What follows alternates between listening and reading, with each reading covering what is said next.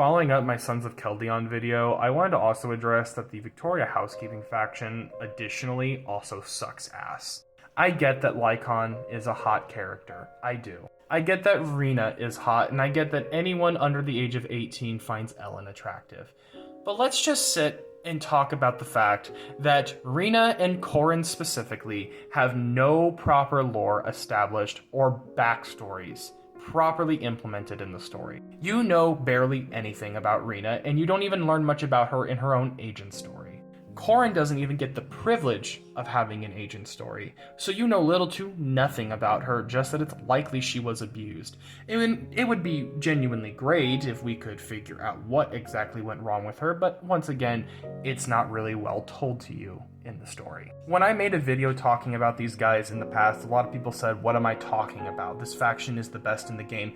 What about them is genuinely that good? I love Lycon, but what about this faction is good? The only thing I think anyone could say is their designs. Because the only person who has decent lore, if not good lore in the story, is Lycon.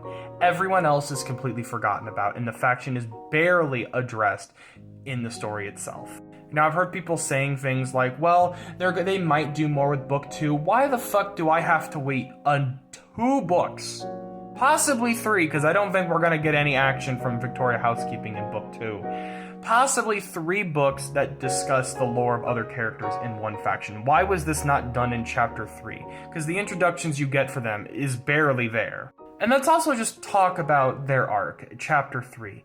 You don't really get a lot of time to just sit down and enjoy the Victoria Housekeeping faction. Their episode is almost as over as quickly as it starts. Granted, it has early Zenless Zone Zero syndrome, but it's still not that good, guys.